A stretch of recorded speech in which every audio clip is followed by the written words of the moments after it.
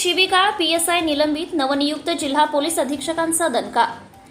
Police विभागात शिस्तबद्धतेला तडा जाईल असे कृत्य केल्याप्रकरणी अकोल्यातील दहीहंडा पोलीस ठाण्याचे पोलीस उपनिरीक्षक प्रभुदास गडलिंगे यांना तडकाफडकी निलंबित करण्याचा आदेश 27 मे रोजी जिल्हा पोलीस अधीक्षक अर्चित चांडक यांनी जारी केलाय. दहीहंडा येथील प्राथमिक आरोग्य केंद्रातील वैद्यकीय अधिकाऱ्याला दारू पिऊन शिवीगाळ केल्याचा प्रकार संबंधित पीएसआयच्या अंगलट आला असून या घटनेमुळे पोलीस दलात खळबळ उडाली आहे. दहीहंडा पोलीस स्टेशनमध्ये पोलीस उपनिरीक्षक पदावर कार्यरत प्रभुदास गडलिंगे हे 25 मे रोजी सकाळी 11:30 ते 12 वाजताच्या सुमारास कोणतीही शासकीय ड्युटी नसताना अधिकृत पोलीस गणवेशात दारू पिऊन प्राथमिक आरोग्य केंद्र दहीहंडा येथे गेले. त्या ठिकाणी उपस्थित वैद्यकीय अधिकारी डॉक्टर सागर कळसकर यांच्याशी त्यांनी असभ्य वर्तन करत एकेरी भाषेत वाद घातला.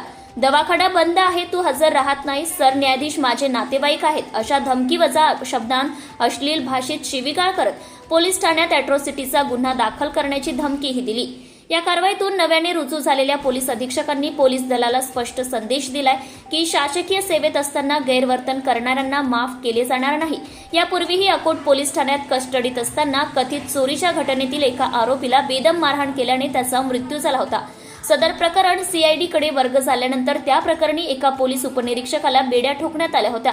काही दिवसांपूर्वी बार्शी टाकळी येथील निलंबित पोलीस निरीक्षकाने भाजपच्या विद्यमान आमदारासोबत अपशब्दांचा वापर केल्याचा प्रकार समोर आलाय. सत्यशोधक न्यूज चॅनलसाठी मुख्य संपादक संतोष गवई.